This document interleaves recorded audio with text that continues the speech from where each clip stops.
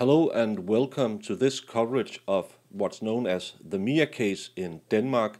This is a case about a young nurse student, Mia Skadhauge Stevn, who disappeared after a night in town with her friends. She was last seen around 6 in the morning, and 2 days after her disappearance, a 37-year-old man were taken into custody. They found the parts of Mia. She had been dissected into 231 pieces at least, and he had tried to dissolve the body parts in caustic soda and Drano. He has been in custody since February last year, and today he had his first day in court. And as we do in Denmark, the prosecution reads the indictment, and then the defendant has his time to explain what happens. But let's take it slowly and go through it if you haven't watched any of my coverage of this case. This case is this case takes part in this part of Jylland called Aalborg. It's a pretty big town with a lot of young people. It's known for being a town where you can party a lot. And at the particular time, Mia had been in this street that's called Jomfru Anegade, and as you can see, this whole street is lined with bars and discos and clubs. So it's a very known place to go out having fun in Denmark, where there's always a party going on in this part of Aalborg. She's seen leaving the club without her jacket on in the surveillance videos. The next thing we'll have as evidence as where she went is close to this bus stop down near the Jomfru Anegade place. It's called Vesterbro in Aalborg. It's not that far from Jomfru Anegade. Jomfru Anegade is here, and the Netto shop bus stop is over here, so it's very close. So she probably left the bar and went over there to get a bus to drive her home. She was drunk. Her friends have told us that she was drunk at the time, and today the suspect in the case was indicted in front of the court, and then he was questioned about his memories of this night, and he said, "Yes, correctly, I was in Aalborg at that time. I saw Mia at the bus stop. She looked cold. It was about 5 degrees that morning, 5 degrees Celsius, and I don't know what's that in Fahrenheit, but I wanted to be a nice guy, give her a lift home so she didn't have to stand there and wait for the bus that probably wouldn't be coming at that time of night." She gets into the car, they're friendly, they talk about what her name is, his name, and then he asks her, "Where do you want to go?" And she said, "Near the sport." And he drives around, and he feels like they're having a guessing game. He goes to the football stadium. No, it's not that place. And then he goes to another, the ice hockey stadium. No, it's not there. She wants to go. She's just. He feels like she's making fun of him or having fun with him. They talk about her being a nurse, and he asked her, "Well, do you get many comments as a nurse, because he used to be a soldier, and when he was wearing his uniform, a lot of people talked to him about it. He got a lot of attention," and they talked about that. And because he talked about this soldier story, they drove up to this part of Aalborg. It's on the different side of the belt, but so it's called another name. It's called Nørresundby. There is a big military base up there, and he showed it to her and said, "Well, I used to be a soldier here," and she was very interested, and she started to get a little playful, and they kept driving to this wooded area because there's a military exercise area where he had been when he was a soldier, where they are training, and he wanted to show it to her. And when they go out in the woods, she starts talking about if he might like her to do something for her. And according to him, she gives him a hand job. It ends pretty fast. It's been a long time since he had one, and yeah. So the DNA and evidence on his clothes was because she started, without him asking for it, giving him a hand job. They drive on, and she's asking for more than a hand job, and well, he's just yeah, he would like to do that, but the car he's driving doesn't have a back seat, so they're looking for somewhere to do it outside. And remember, it's around 5 degrees Celsius. He took her into the car in the morning because he thought she looked cold, but now they're gonna do something to each other out in the woods.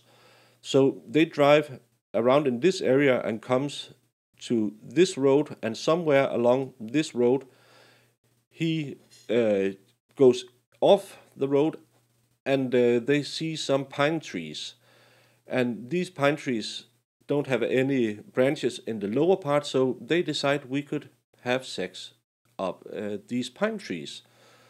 Mia jumps out of the car, runs over to these trees. He's not close to her at all, and then he hears a sound like something falling, something breaking, and he sees out of the corner of her eyes she's just falling forward, and suddenly her neck snaps back. Because earlier in the evening, when she got into the car, the strap on her purse had snapped, so she tied it together, so it was very short now, and the back only went down to her chest area, and according to him, it must have snagged on some branches, and she fell and maybe broke her neck. But he had nothing to do with it. He was just exactly at the time it happened. He just looked over and saw her fall, and her head snapped back in an unnatural way. He runs over. He has been trained in CPR when he was a soldier, wants to help her. She's kind of conscious, making noises, but she's not really all there. And he's thinking, well, I don't have to call the police because I can drive to the hospital faster than the police can get here. So he tries to take her into the car. And as he says, well, she was not really conscious, and it feels like she tries to walk with me, but it's kind of a jerky movement when she's doing it. This was his explanation. We have to remember that.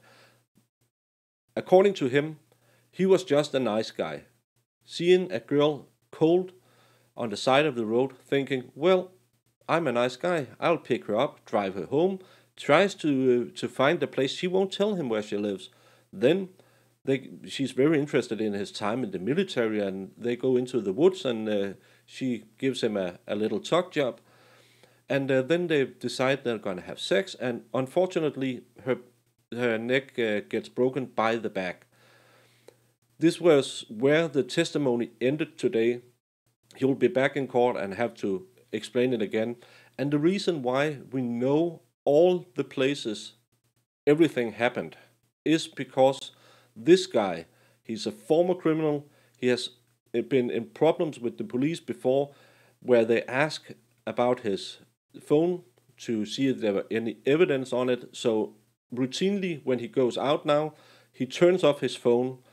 He had turned off his phone that night, and he had built in a GPS system in his car, and he turned that off too.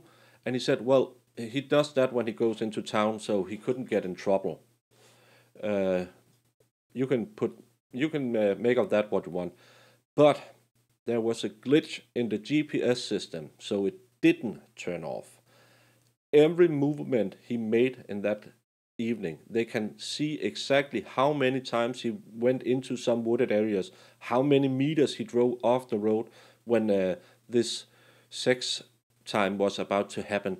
They can see everything, so it's very, very hard for him to explain that he wasn't there, and they had no reason to believe it should be him. We have his entire route on GPS, so very hard to get away from. If you're watching my Louisa Bollitt coverage, there's no evidence in that case that's linking anyone to the murder scene or anything.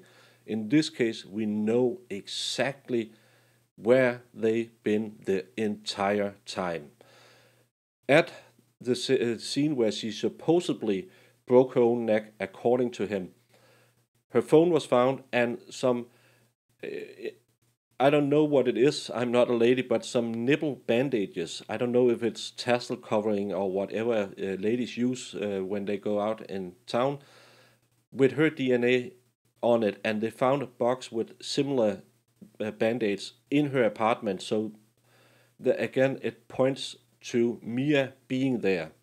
And bandages falling off when she broke her neck, that's there need to be a good explanation to for those to end up there. But this was the first day in court. The defense believes he raped Mia. He either choked her or compressed her chest cavity so much she died from it, and then parted her.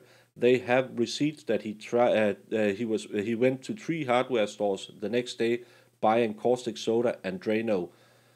So far, his explanation: he was just a nice guy giving her a lift. She wanted to have sex with him. She gave him a hand job and wanted more, and unluckily she fell. I will keep covering this case, and I hope you will keep watching. So far, we have only heard one explanation, and it seems, yeah, we have to give him the benefit of the doubt, but it seems a bit fishy that he would plead guilty to indecent handling of a corpse, as he have done, but not the other two parts of it. But his explanation again: he didn't kill her, it was an accident, but he parted her up afterwards. We'll see where this one is going, and have a nice evening.